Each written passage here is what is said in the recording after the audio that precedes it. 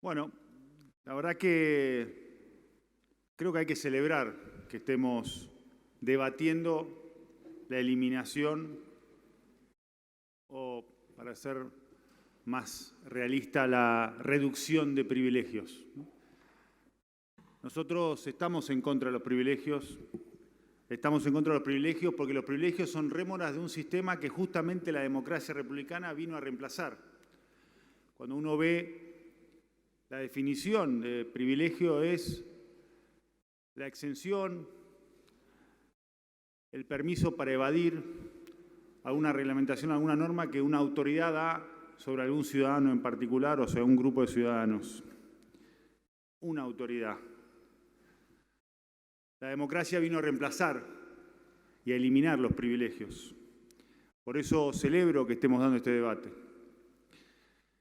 Pero la democracia aborrece tanto los privilegios como la arbitrariedad. Y el problema que tenemos con esta ley, en parte para responderle al senador preopinante, es justamente que la vemos arbitraria. Estamos de acuerdo, como le planteamos al ministro, en que el camino es revisar los sistemas, los especiales, los de privilegio, eliminar estas diferencias, transformar las diferencias en beneficios, que son diferentes a los privilegios.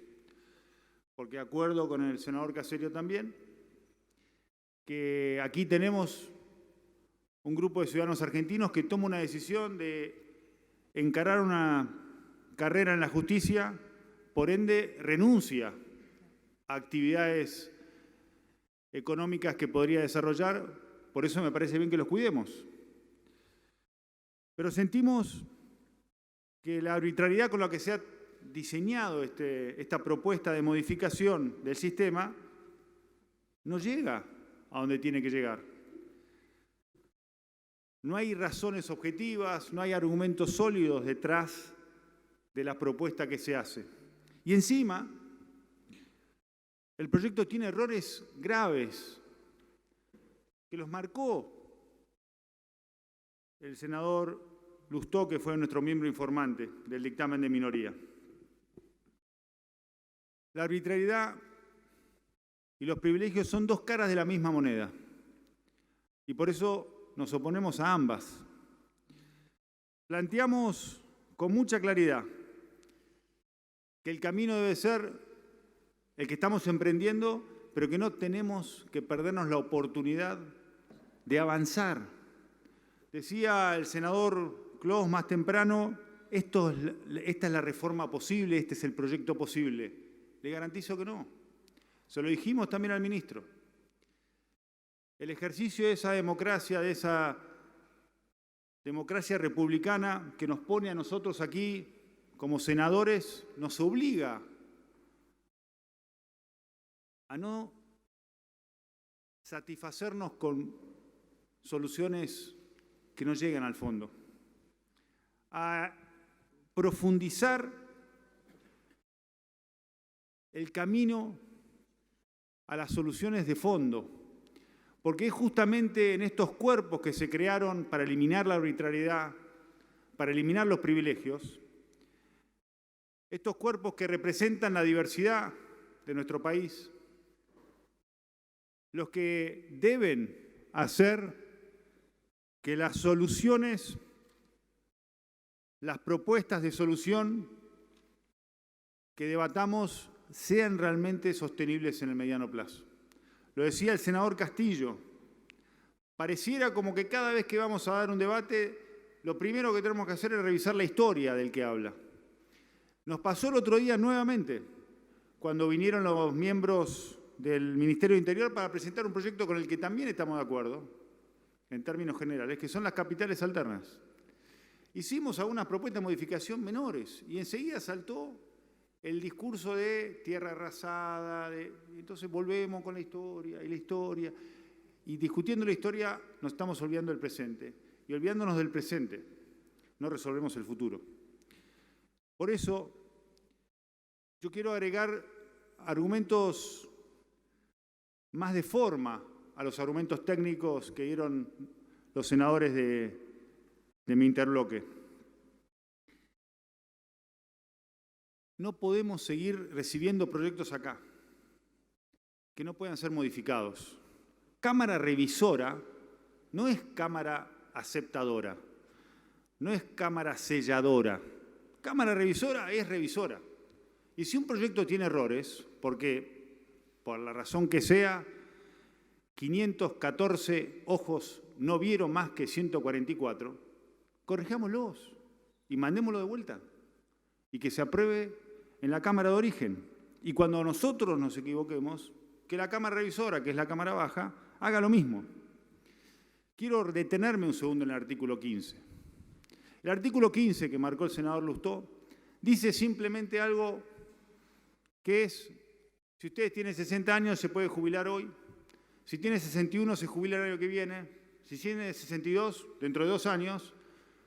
Me hace acordar un chiste de Lelutier que decía, joven argentino, si tú tienes entre 18 y 20 años, tienes 19. Básicamente lo que le estamos diciendo a los miembros del Poder Judicial es que si hoy tienes 60, no se van a poder jubilar hasta los 65. Lo marcaron varios de los miembros, lo marcamos nosotros, pero lo marcaron varios de los expertos que vinieron a hablar sobre la ley. Y sin embargo no lo modificamos. Entonces, no podemos decir que hemos trabajado como Cámara Revisora, porque no revisamos.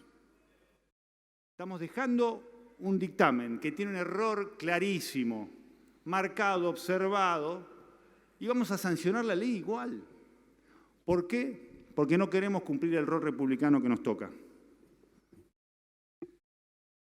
Pero no es solamente ese el problema, porque el senador Caserio decía recién, hablaba del déficit, que como dijo bien el senador, son más de 13.000 millones de pesos, y vamos a terminar, después de este esfuerzo que hacemos, de la Cámara de Diputados, perdón, del Ejecutivo inicialmente, de la Cámara de Diputados, del Senado, dejándole un proyecto que deja 8.800 y monedas millones de pesos, que no lo paga la renta general, sino que lo van a pagar todos los jubilados, porque esa plata va a salir del sistema de renta general. ¿Y sabe cómo se podía evitar? Bueno, lo planteamos en el proyecto nosotros. Se lo dijimos al ministro también. Era haciendo que un privilegio fuera un beneficio. Por ejemplo, llevando la tasa de sustitución del 82% móvil al 66%. Uruguay tiene una tasa de sustitución del 60%, con lo cual dejaríamos un beneficio, no un privilegio, para jueces que consideramos que deben tenerlo, de una jubilación por encima en promedio de las jubilaciones de jueces en Uruguay. Para hablar de números, sería una jubilación cercana a los 200.000 pesos. 15 veces más o 13 veces más que el promedio, que la jubilación mínima en la Argentina de hoy. Claramente una buena jubilación para alguien que la merece por el rol que tuvo republicano de representar a un poder como es el Poder Judicial. Y eso estamos de acuerdo. Y eso dejaba un déficit cero. Cero. Porque entendemos la emergencia, porque entendemos la necesidad del equilibrio fiscal, dejábamos un déficit cero sin atacar el sistema judicial. De los casi 300.000 pesos que hoy cobran los jueces en promedio, o todos los empleados del Poder Judicial en promedio, 100.000 los pone el sistema general. Y eso es lo que eliminaríamos simplemente diciendo la tasa de sustitución del 66%. Además, proponemos, porque eso atendería el problema de hoy, pero como decía el senador Lustó, y le voy a robar además un concepto que él plantea que me gusta, en esta idea de construir entre todos una sociedad moderna y de iguales, tenemos que mirar hacia el futuro, a las generaciones que vienen. Y entonces planteamos una tasa solidaria también, para discutirla. Que los jubilados que están cobrando en el sistema puedan pagar una tasa solidaria para hacer sustentable la propuesta. Pero, lamentablemente, no podemos modificar nada.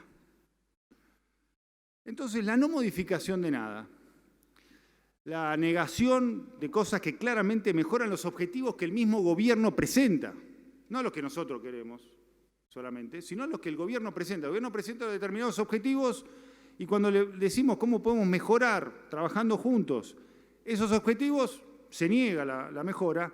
Entonces entra ahí el otro planteo que hemos hecho como interbloque, que es la oportunidad. Que es esta idea de que lo que busca este proyecto no es eso, no es ni la sustentabilidad ni el equilibrio fiscal, sino lo que busca es una maniobra para remover jueces. Y eso mancha una solución de un problema. ¿Para qué manchamos la solución de un problema? Si con la simple aceptación de modificaciones que le convienen al Ejecutivo, sacamos las manchas. Mire, la democracia además aborrece la censura del debate. Por eso el templo de la democracia es el Congreso, es el Parlamento, porque allí se da el debate, la confrontación de ideas, la búsqueda de ideas comunes, ideas colectivas que superan las ideas individuales. Y acá estamos claramente censurando el debate, porque el debatir no es escuchar. Debatir es plantear una idea, escuchar otra, tratar de ver si entre todos construimos una mejor idea común, una mejor idea colectiva. No es fácil. Churchill decía que hace falta coraje para pararse y defender las ideas propias y de un partido. Pero también decía que ese mismo coraje hace falta para sentarse y escuchar a los del otro partido. Yo creo que ese coraje moral, ese coraje republicano, ese coraje cívico, ese que nos demanda nuestro rol de senadores. Escuchar al otro, construir en conjunto, ser capaces de encontrar esa idea mejor, sabiendo que en el camino va a haber principios que nunca vamos a traicionar, pero también que los principios no se traicionan con los acuerdos. No son excluyentes los principios y los acuerdos. Y tenemos que ser capaces de encontrar acuerdos respetándonos. Tenemos que ser capaces de construir soluciones mejores. Una democracia republicana que se preside tal debe hacerlo. Y es nuestro rol, como miembros del templo de esa democracia republicana, ser el ejemplo para una sociedad que necesariamente demanda de mejores ejemplos, de ese coraje para sentarnos y escuchar al otro, de ese coraje para ser capaces de creer que una idea, aunque no sea mía, puede ser mejor que la mía, y que seguro una idea colectiva es mejor que una idea individual.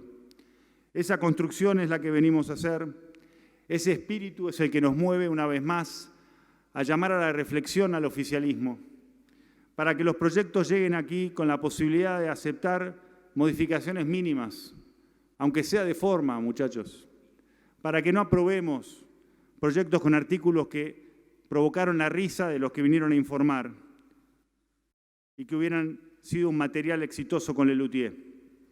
Yo creo fervientemente que esos proyectos comunes y colectivos son más durables, que esos proyectos comunes y colectivos van a conseguir derrotar esos prejuicios históricos de los que hablaba el senador Castillo, que esos proyectos comunes y colectivos consensuados van a ser más legítimos y van a consolidar una democracia republicana para hoy y para mañana. Y que esos proyectos son obligatoriamente el resultado de la deliberación, del debate, del hablar y del escuchar. Están siempre fundamentados en los mejores argumentos y siempre sostenidos en las mejores razones. Estoy convencido que somos capaces de esos proyectos.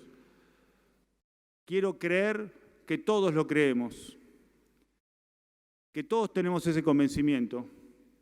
Y entonces solamente digo, manos a la obra. Muchas gracias, Presidenta. Gracias, senador. Tiene la palabra la senadora Fernández Sagasti.